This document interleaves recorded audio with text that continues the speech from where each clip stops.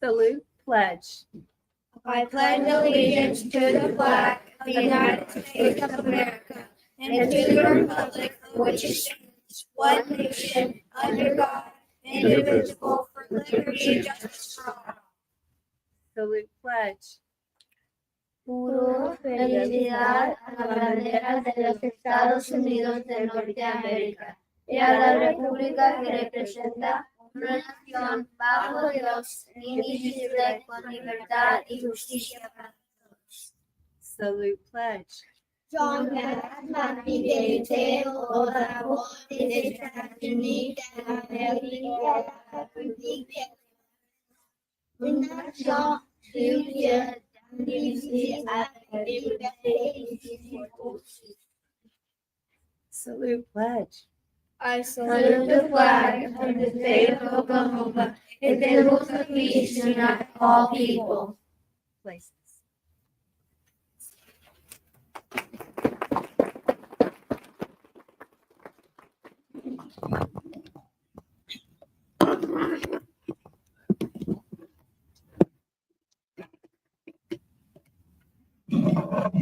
Memo to staff. Yep.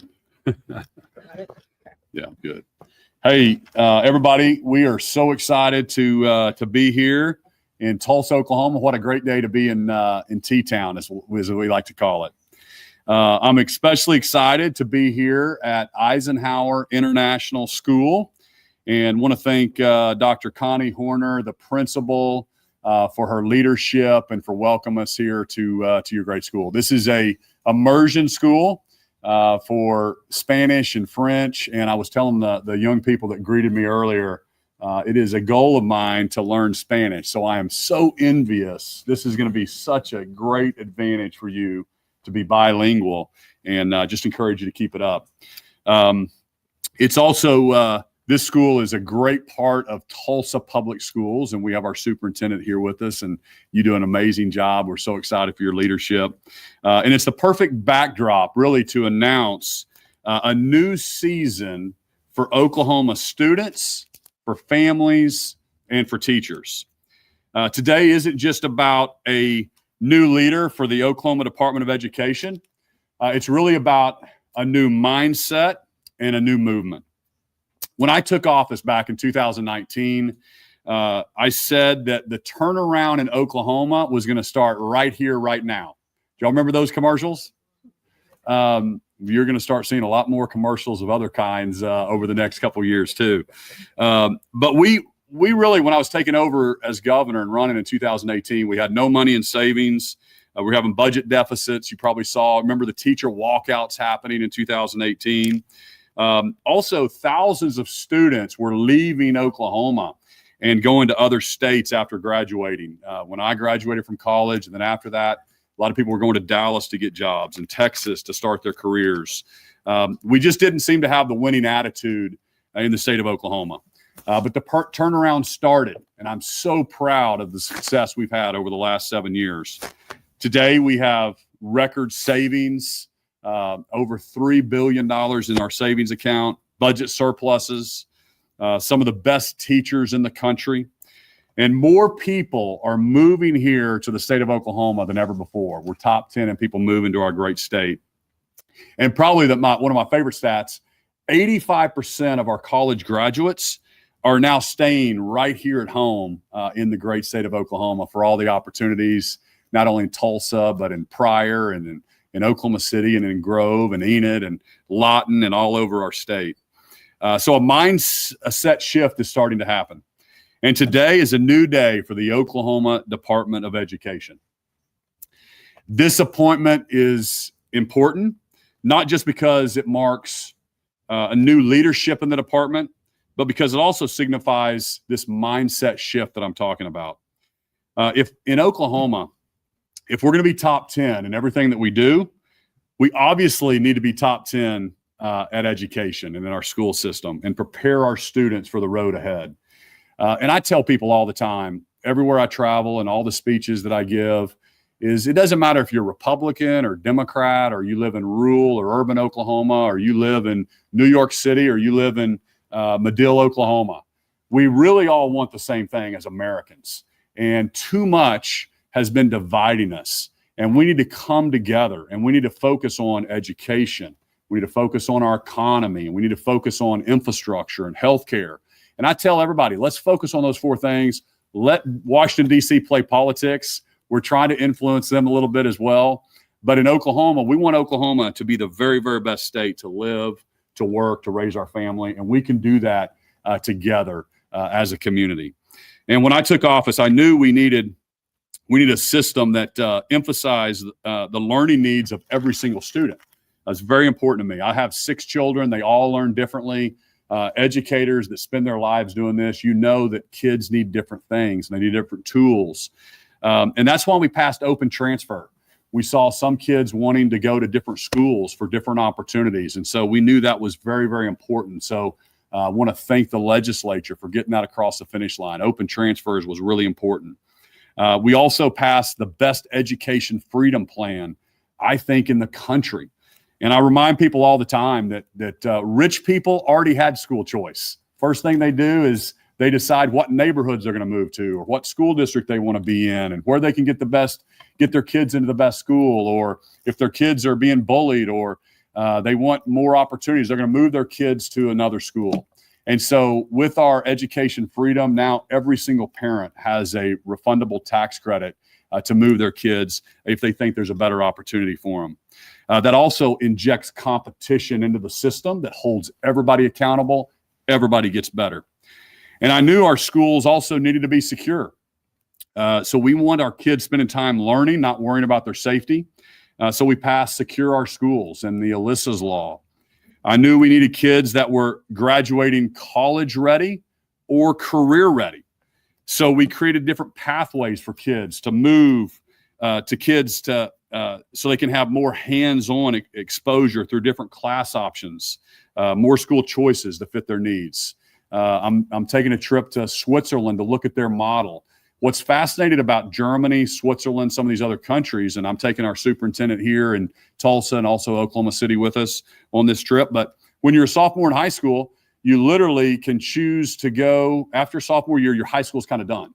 So your junior and senior year is when, if you want to go to college, you start preparing for college. But if you want to go a career route, you literally start going and working as an apprentice, an internship, you start getting paid. And guess what? 60% of the kids choose that route. And it's not poo-pooed like it is here in the US. We want kids. It actually, the average starting salary in the United States of America for a kid that graduates from trade school is $62,000 a year.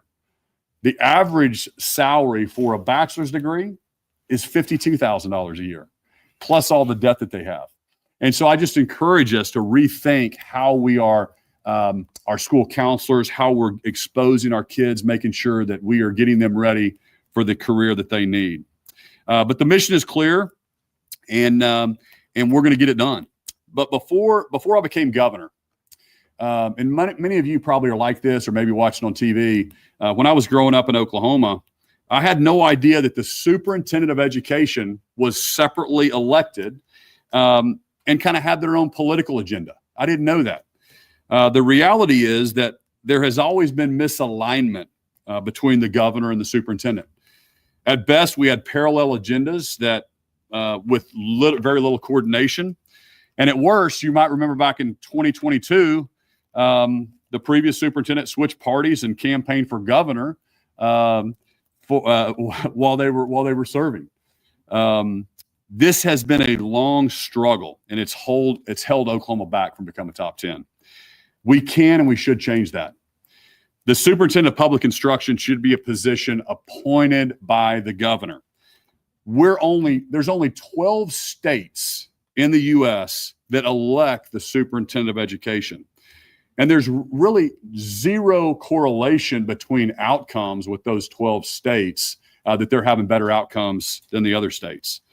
So I urge the legislature to take this opportunity to send to the ballot an appointment authority for the next governor to be able to appoint the superintendent of education to align with that vision and to really focus on the kids, reading and math and getting our kids ready for the workforce instead of running for the next office. And I look forward to working with the legislature this next session. And I'm so honored that Speaker Kyle Hilbert is here in the room with us. Thank you so much, Speaker. And Pro Tem Lonnie, thank you so much. Lonnie Paxton is with us. Thank you for your leadership. Big things are ahead. And I'm excited to announce my first appointment after 7 years as governor to the superintendent of education. But maybe more importantly, I'm excited to announce the turnaround team that we're going to put alongside this person. This team will be tasked with rebuilding a vital agency and returning focus to the mission of serving Oklahoma students. We're going to be the envy of the entire country, and it starts right here, right now. With that, I want to welcome Lyndall Fields up here to the stage with me.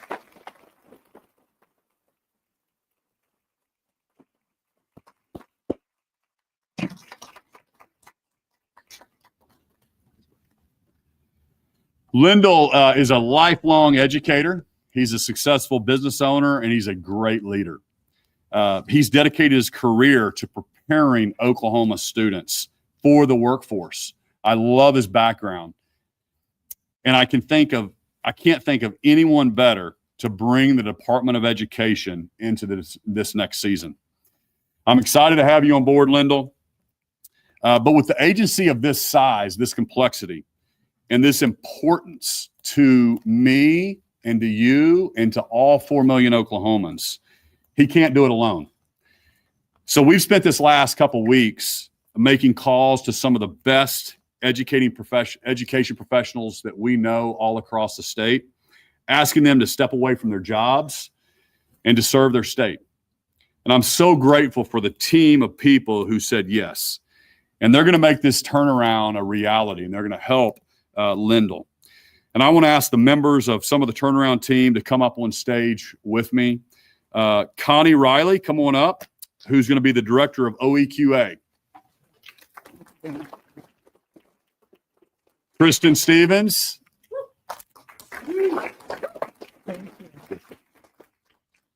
Dr. Romel Muex-Poland.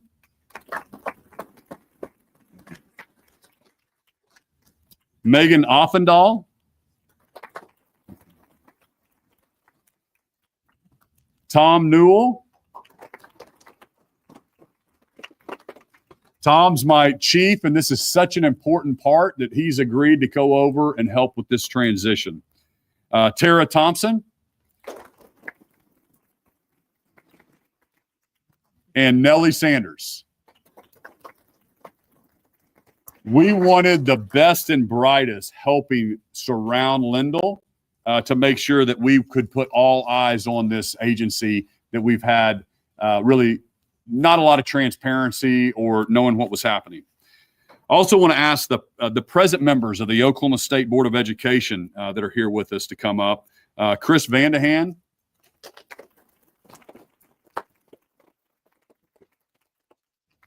And excited about a couple new members. Wes Nofire is going to be joining the board as well. You want to come on up, Wes?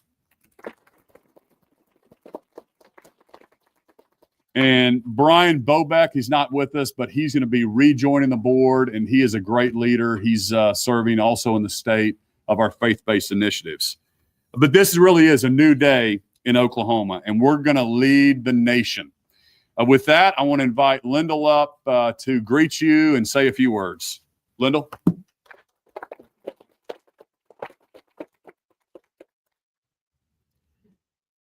Good afternoon. Governor, thank you for your confidence and for this appointment. I'm honored. I'm honored to serve the people of Oklahoma in this new role, and I promise to give you everything I have. Today is about steadying the ship. Standing here at Eisenhower, where my daughter's in 5th grade, this work is deeply personal. As a father, I share the same hopes and worries as every parent.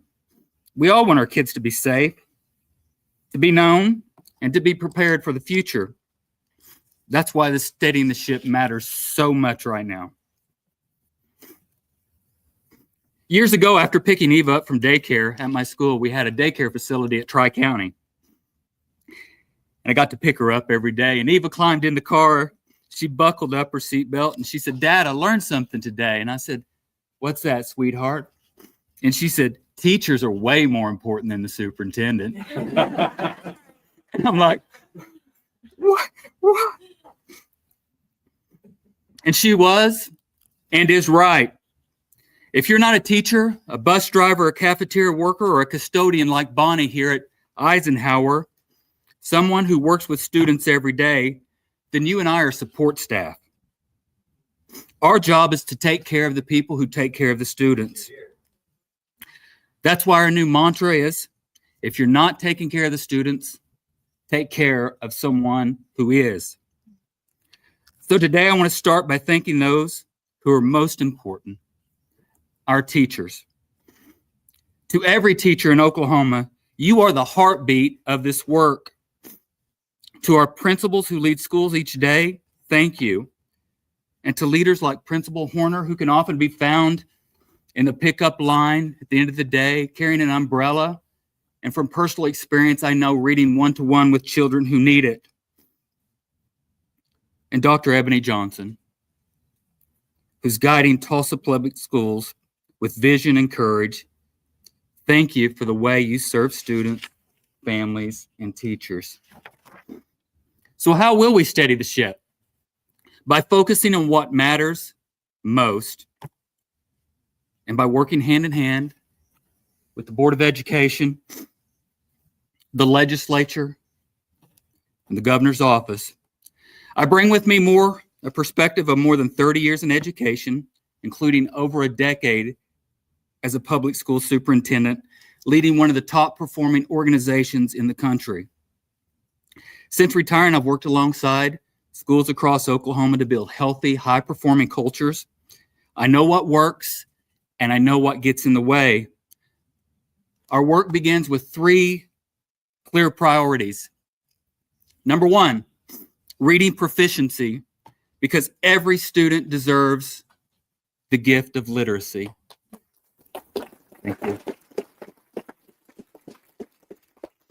Number 2, teacher recruitment and retention, because nothing matters more than great educators in every classroom. And number 3, career pathways, because every graduate deserves more than a diploma. They deserve a future with options. Thank you. And to parents, you are essential partners. We expect you to fight for the highest possible good of your children. And you can expect me to fight right alongside you. Along the way, we'll lead with honesty and respect. I believe in the principle, do what you say what you mean, don't say it mean. That's how we'll operate as a state agency, and that's how we'll treat one another. Before I close today, my friends, I'd like to introduce my wife, Leanne.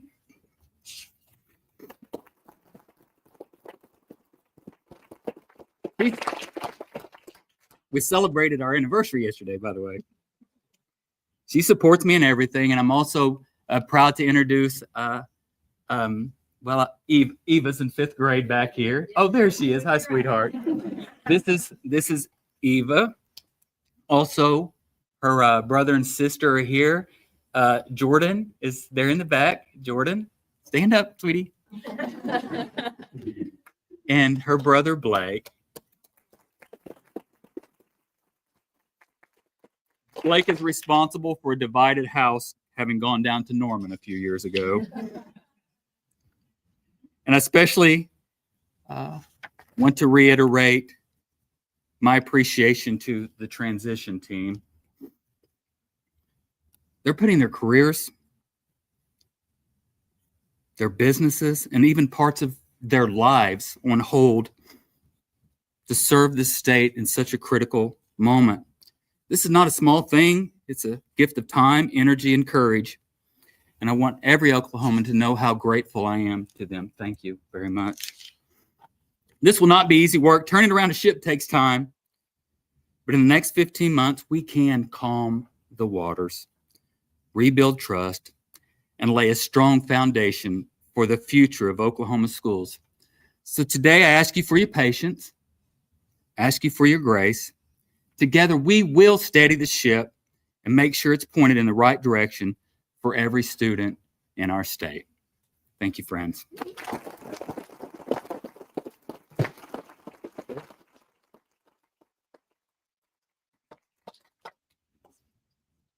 You guys can see why I chose Lyndall, right? He has such passion for this, and just a great leader. And Oklahoma, we're lucky to have you at the helm of the ship. And so now I'm excited to announce that Dan Hamlin is going to be joining this team as the Secretary of Education. So Dan, come on up here.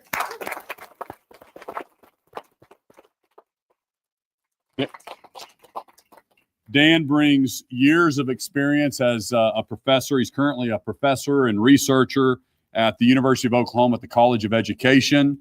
Formerly was a Harvard professor, and just so excited that he's an Oklahoman, right? He's an Oklahoman, and he's willing to step away and help us as this turnaround team focuses on our kids. So Dan, I invite you to the podium to say a few words.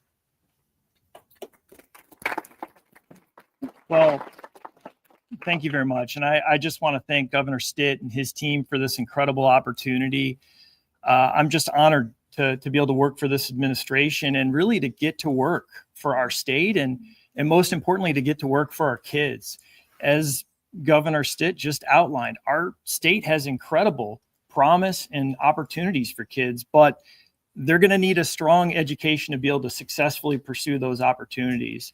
So I'm looking forward to the work. And for a number of years, I've been working in academia with school leaders and educators and researching how to improve and strengthen education systems. So now that I have this opportunity to put a little bit of that know-how to work, and I'm excited to get together with our partners across the state to actually enact some real change and progress here in the state. So I just want to say I'm just thrilled by the team that's been put together, and especially our new state superintendent, and just really looking forward to hit the ground running in the days to come. So thank you very much.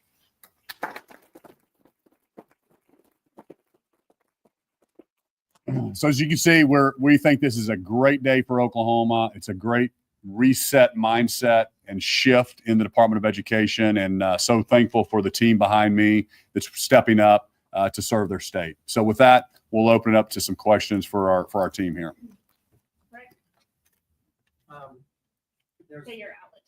Rick Marin, Fox 23 here in Tulsa. I can't tell you how many emails I've received over the past 3 years from teachers who feel like they've been beaten up worse that have been yada. What is your plan for increasing teacher morale and giving them the respect that they are entitled to? Thank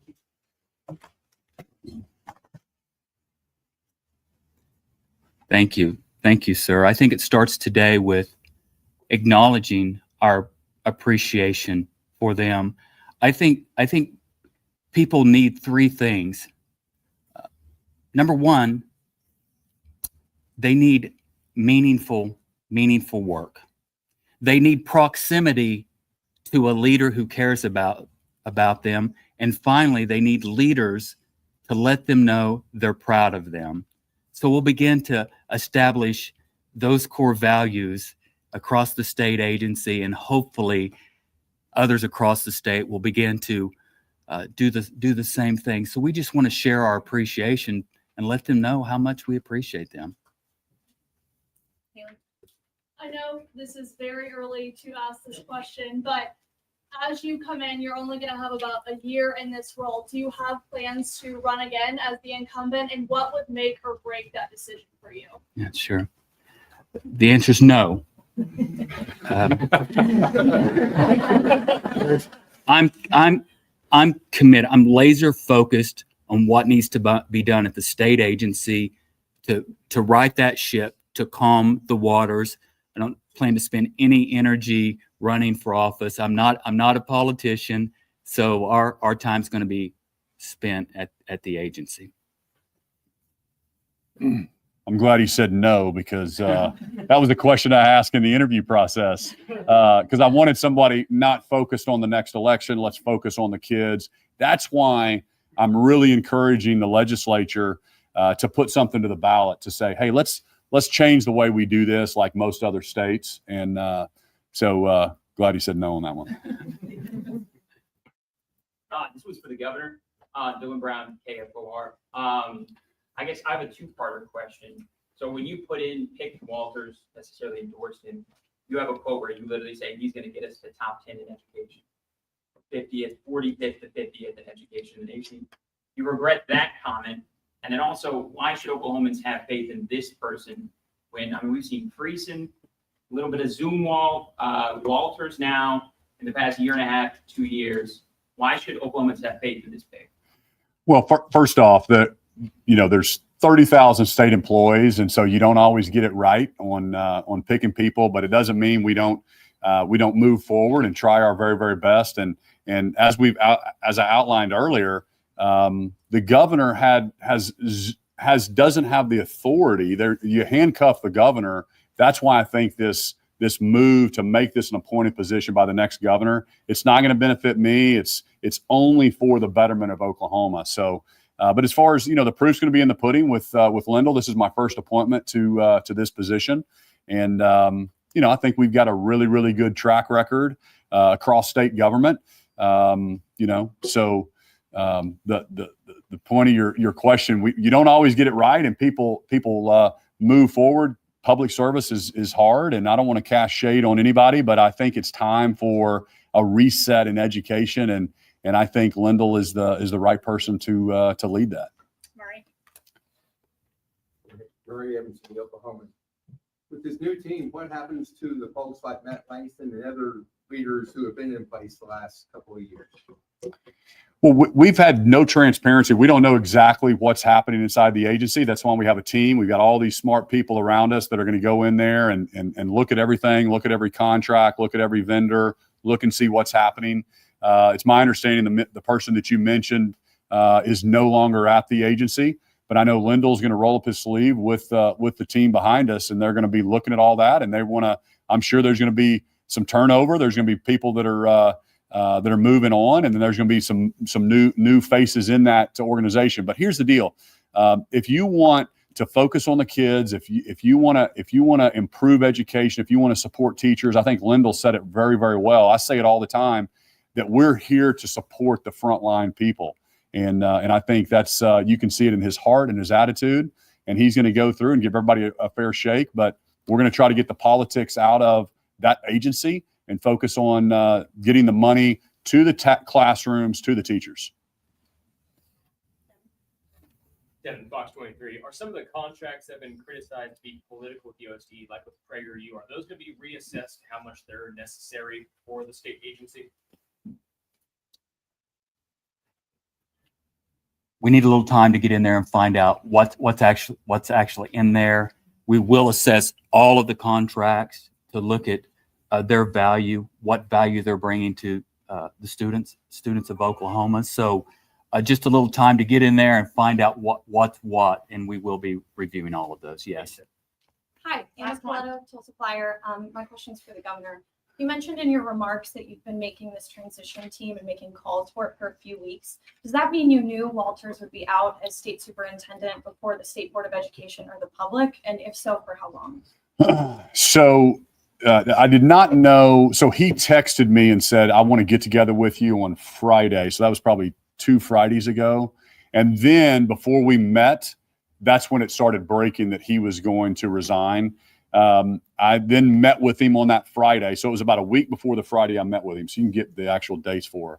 But, and then we didn't get the resignation letter. So you can't really move forward, right, until the resignation letter. So I asked for him to bring that when he met with me on Friday. He didn't. He said he would get it to me on Tuesday, and he got it to me on Tuesday. But in the meantime, we started interviewing. We started thinking about it because we thought it was, because when he posted it online, or I don't know exactly what he did, maybe made a statement or some kind, we knew it was serious, but he never really met with me face to face except a text that just said, I need to meet with you. Something's come up. So that was when I started seeing it, but then I saw it like you did in the news when he made it official, but the official resignation came on Tuesday. Thank you. So Thank you, everybody. thanks, everybody. If you all stay seated while we get governor and the turnaround team out, that'd be great.